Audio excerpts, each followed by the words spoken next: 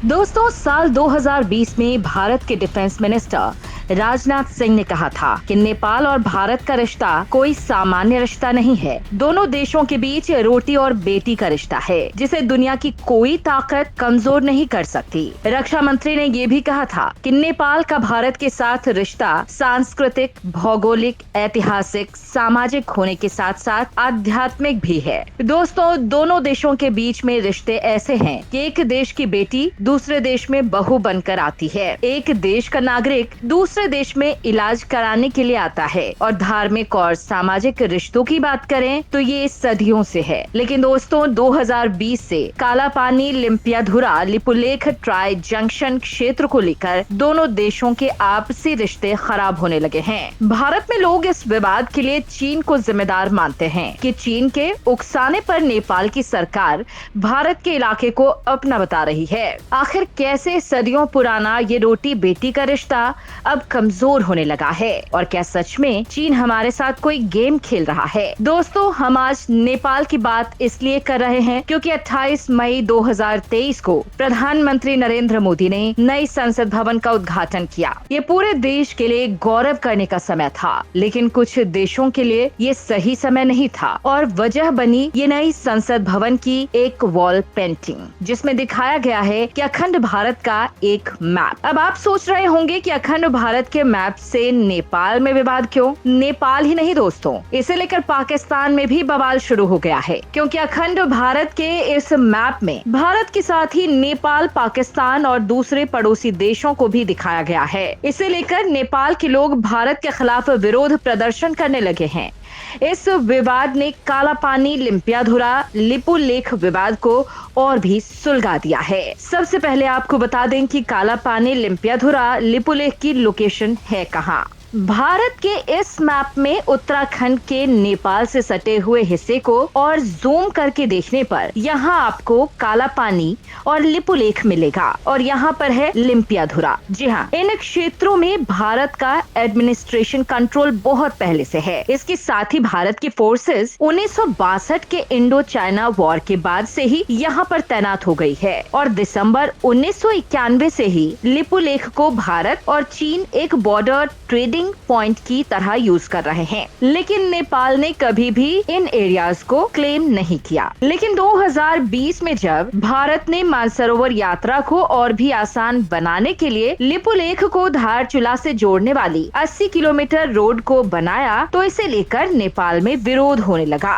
नेपाल ने कहा कि भारत ने एक तरफा काम किया है, क्योंकि ये रीजन उसके यानी कि नेपाल की टेरिटरी में आते हैं। नेपाल की तरफ से ये भी कहा गया कि रोड बनाने से पहले भारत को नेपाल से बात करनी चाहिए थी, लेकिन इस पर भारत का अपना स्टैंड रहा था। रक्षा मंत्री राजनाथ सिंह ने खुद कहा था दोस्तों कि ये सड़क भारतीय क्षेत्र में बनी है, जिसका मतलब ये हुआ कि लिपुलेख भारत का ही है, नेपाल का नहीं। इसके बाद इसी साल यानी 2020 में ही नेपाल में एक नया पॉलिटिकल मैप रिलीज किया गया। जी हाँ, और उसमें अपने लिपुलेख, कालापानी और लिम्पियाधुरा को नेपाल की सीमा के अंदर दिखाया गया। नेपाल के उस मैप पर भारत काफी नाराज हुआ था। दोस्तों, अब सवाल ये उठता है कि नेपाल और भारत के बीच के ये सीमा विवाद कब से शुरू हुए थे? तो इसे समझने के लिए हमें इतिहास में करीब 200 साल पहले चलना होगा, जब भारत में अंग्रेजों का शासन हुआ करता था। अंग्रेज अपने साम्राज्य को नेपाली रीजन में एक्सपैंड करना चाहते थे, लेकिन नेपाल किंगडम ने इसका विरोध किया, और फिर इस कारण से नेपाली किंगडम और ब्रिटिश इंडिया के बीच शुरू होती है एक जंग। 1814 से लेकर 1816 तक चली थी। इसमें नेपाल की हार हुई। 1816 में दोनों के बीच ट्रीटी ऑफ सुगौली का एक एग्रीमेंट होता है। इस एग्रीमेंट से नेपाल और ब्रिटिश इंडिया के बीच बॉर्डर को तय किया गया। काली नदी, जिससे उत्तराखंड में शारदा नदी भी कहते हैं, नेपाल की वेस्टर्न बाउंड्री के रूप में रिकॉग्नाइज की गई। आपको यहाँ पर ध्यान देना है दोस्तों कि शारदा रिवर 2 वाटर स्ट्रीम से मिलकर बनती है, जिसमें एक मोटी स्ट्रीम और दूसरी बहुत पतली स्ट्रीम है। तो उस वक्त अंग्रेजों ने मोटी स्ट्रीम को ही शारदा रिवर का मेन सोर्स मानकर इसे दोनों देशों के बीच बाउंड्री तय कर दिया, और इस ट्रीटी के हिसाब से काला पानी, लिपुलेख, लिम्पियाधुरा नेपाली किंगडम में आ गए। इसके साथ ही ब्रिटिश ने नेपाल के कई इलाकों को अपने एम्पायर में ऐड कर लिया था।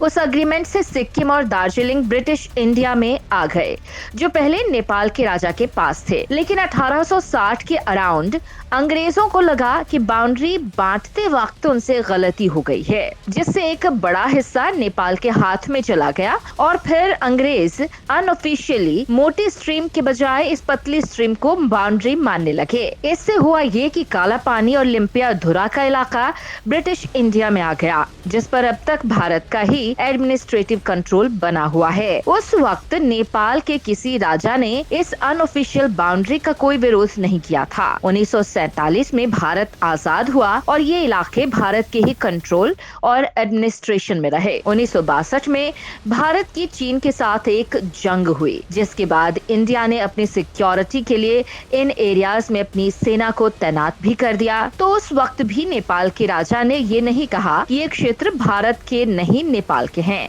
और भारत यहाँ पर अपनी सेना को डिप्लॉय नहीं कर सकता। अब तक सब कुछ सही चल रहा था, कोई डिस्प्यूट नहीं था। इसके बाद नेपाल भारत का असल बॉर्डर डिस्प्यूट शुरू होता है 1990 के बाद, जब नेपाल में मोनार्क यानी कि राजशाही खत्म हुई और डेमोक्रेसी की शुरुआत हो गई। दिसंबर 1991 में भारत और चीन के बीच एक ट्रेड अग्रीमेंट होता है, जिसमें तय हुआ कि चीन और भारत लिपुलेख पास से होकर जाने वाले रास्ते से ट्रेड करेंगे। पहली बार इन एरियाज को लेकर नेपाल सामने आता है और भारत चीन अग्रीमेंट के खिलाफ नेपाल की पार्टियां विरोध करने लगती हैं। और इंटरेस्टिंग बात देखिए कि नेपाल का ये विरोध भारत ही नहीं चीन के खिलाफ भी था। नेपाल का कहना था कि अग्रीमेंट करने से पहले दोनों देशों को नेपाल से बात करनी चाहिए थी, क्योंकि लिपुलेख नेपाल का हिस्सा है। यहाँ पर आपको ध्यान देना होगा कि 1890 के बाद 1990 के राउंड पहली बार नेपाल ने इस एरिया पर अपना स्टैंड रखा। 2019 तक भारत नेपाल सीमा विवाद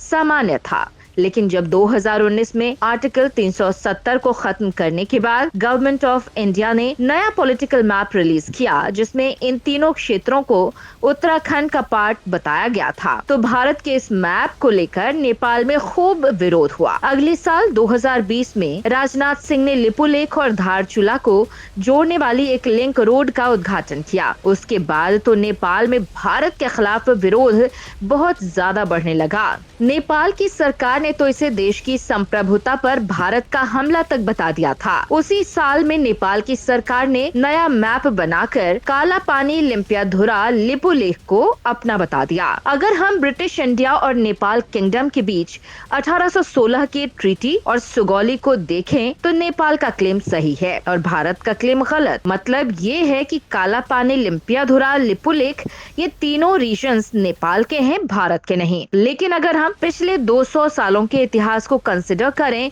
तो ये तीनों रीजन्स भारत के ही हैं। नेपाल के क्लेम का यहाँ पर कोई लॉजिक नहीं बनता। अब आपको शायद फिर से कंफ्यूजन हो गई होगी कि किस आधार को सही माने, ट्रीटी को या फिर एक लंबे इतिहास को। देखिए, ऐसी दुनिया भर में कई देशों के बीच बाउंड्री आज ऑफिशियली इंटरनेशनल बाउंड्री बन गई है, लेकिन अगर कोई देश अपने पड़ोसी देश से बोले कि हम बाउंड्री को नहीं मानते क्योंकि कई साल पहले हमारे राजा महाराजा आपके इस इलाके तक शासन करते थे, तो दोस्तों पूरी दुनिया एक बहुत बड़ी प्रॉब्लम में आ जाएगी, क्योंकि जिस बेसिस पर नेपाल क्लेम कर रहा है उस बेसिस पर दुनिया के दूसरे कई देश भी क्लेम करने लगेंगे, जो पूरी दुनिया के पीस और हार्मनी के लिए सही नहीं होगा।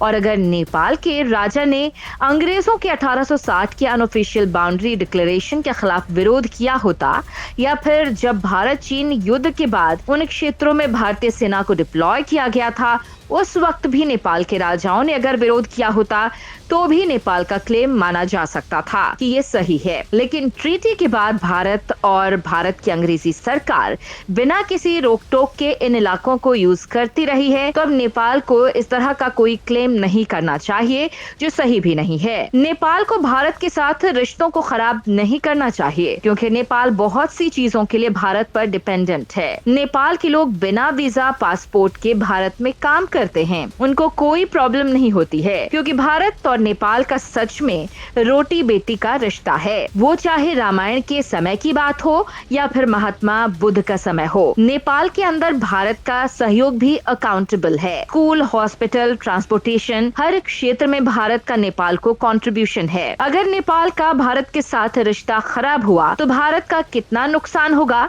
इसका तो कुछ पता नहीं, लेकिन नेपाल पूरी तरह से बर्बाद होकर पाकिस्तान या फिर श्रीलंका की तरह जरूर बन जाएगा और इस बात को हर एक नेपाली नागरिक जरूर समझता होगा। दोस्तों, इन सब बातों को ध्यान में रखते हुए नेपाल की सरकार और वहां पर और जो भी जिम्मेदार लोग हैं उन्हें आगे बढ़ना चाहिए।